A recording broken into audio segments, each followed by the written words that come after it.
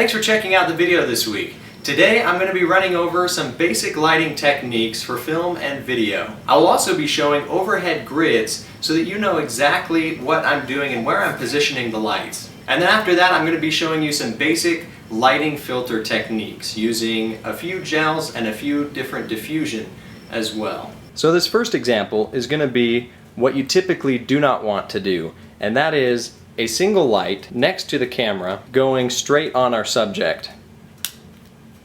This is what we call flat light. We really don't get a lot of definition in our subject. So unlike the flat lighting that we've just looked at, what we want to do is create depth and separation, and the shadows that are formed are going to help us do that. So let's break it down and take a look at 4 different lights that we can use right now. So let's say that we choose a side position for our key light. Even though we have a piece of 250 diffusion over our tweeny fresnel light, we can still see that there are a lot of shadows. So let's add a bounce as a fill light. So now we've recovered some of the detail on the right side of his face. Now let's keep adding lights. So now we're going to add a kicker light coming back from his back right that is going to graze across his cheek. A lot of the times with kicker lights, you may not even need to use a fill light, but we're going to keep our fill light in here just for the example. So lights that are found on the set, like this lamp that's behind him, they're called practical lights, and we can use those to our advantage. So let's turn on this practical light. So although before we had great separation between the foreground and the background because our subject was lit and the background was completely dark, now we have a little bit more depth in our image. We have a foreground, a middle ground, and a dark background. What if we wanted to illuminate that background? For this example, I'm going to turn a background light on that will illuminate the wall behind him. A lot of the times you can use what's called a cucoloris, or a cookie in the industry, to create a pattern that will help separate and break up the background. So let's break this down one more time. We have our key light coming in from directly beside him, and that is a 650 watt Fresnel light with 250 diffusion over the front and a single scrim. To his back right we have the kicker light, and that kicker light has 216 diffusion over the front of it, and it has a single scrim in it as well. Our backlight has a single and double scrim, as it is a 650 watt Fresnel light, and it has a pattern placed over it to break up the background. And then to the right and below we have a fill light coming in and filling in some of the shadows that were to the right of his face. Alright, this time we've got the same setup, only we're going to be using a backlight, and this is going to light his hair and his shoulders.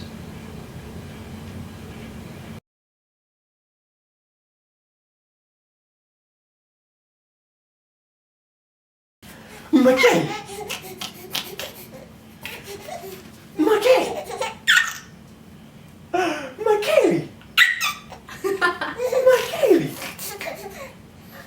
So this lighting setup is called back Crosskeys, and what we have is a key light for our male subject here and a key light for our female subject over here, and they're placed behind our subjects, up slightly and coming down. So what we get is a nice hair light over here, as well as a key for him, and a hair light on him, as well as a key for her.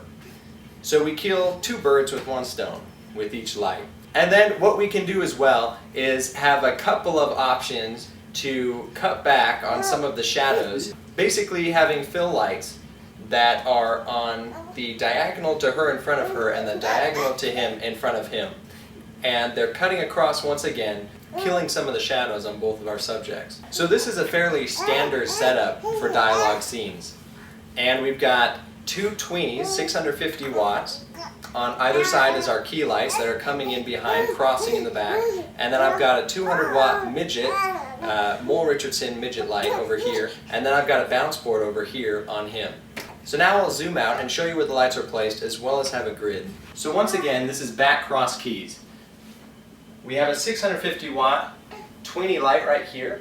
That's coming down on her, as well as grazing the top of his head. We've got another 650 watt Mole Richardson tweeny light up here. That's coming down and grazing her head, as well as being the key light for our male subject. We have a 200 watt light right here, being a fill light for her, eliminating some of the shadow that's coming in across her face. And then we've got a bounce board right here, and that's bouncing light back up at our male subject, eliminating some of the shadow on his face there. So now let's take another look at lighting a subject. Here the subject is looking off this way, and the camera is off this direction, which means that we want the light, the key light, on her upstage side. That's the side that's on the opposite end of the camera. So our key light is going to be over here.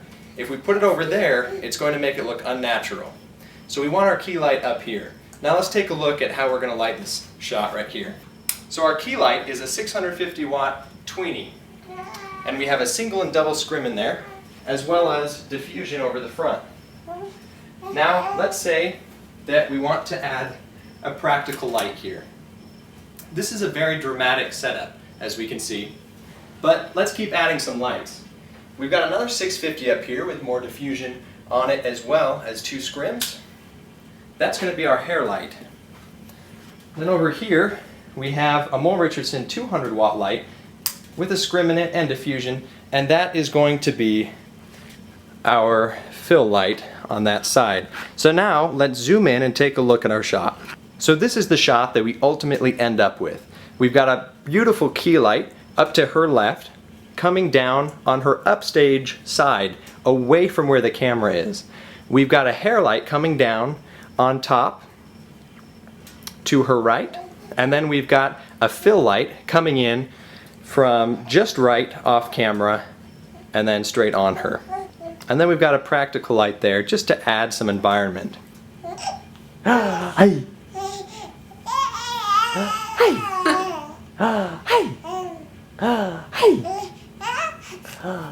Now, once we look at the whole shot here, we can do some other things as well. We can change the colors of our light.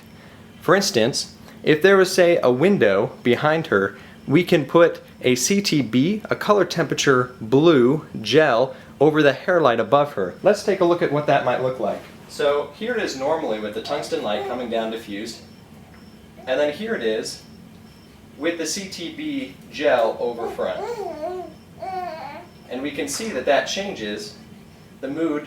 We could also put it in front of our fill light, creating a nice blue light, nice blue daylight light, which is what the CTB does. Or we could put it in front of our key light, if say there's a window over here. So here we can see our subject with just a single scrim on our 650 watt tweeny light. Now we can see that that light is very hard. However, we do have 2 other lights going that are coming in with diffused light. So let's go ahead and put some diffusion in front of this light to see what that would look like. First off, we're going to use some 250 diffusion, as that is less diffusion than a 216, which I'll show next. So as we can see, that already softens it up a great deal. But we can do even better if the situation calls for it. Now I'm throwing on some 216 diffusion, which is much heavier diffusion. And that is the image that we get, a beautiful soft image. So I want to just quickly show you 2 other options that Lee gives you, even though they give you a lot of different options, with their pack of filters that you can get for $40 on Amazon. So let's say that she's sitting next to a window and there's a sign, like a hotel sign, blinking next to the window. And so we want to get kind of a reddish light. So this is, the number is 775, and this is soft amber key 2. And let's just run it across the front of the light to get kind of a flashing effect.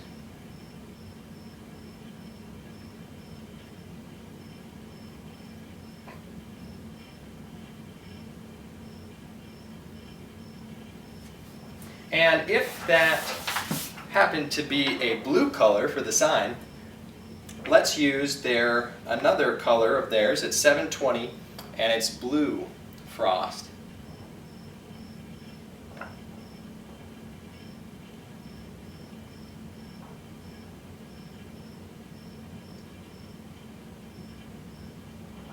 I hope that you found this video helpful. Please subscribe, share this video if you've enjoyed it and think that it can help others, and leave your comments and questions below, and I will get back to you as soon as I can. Thank you.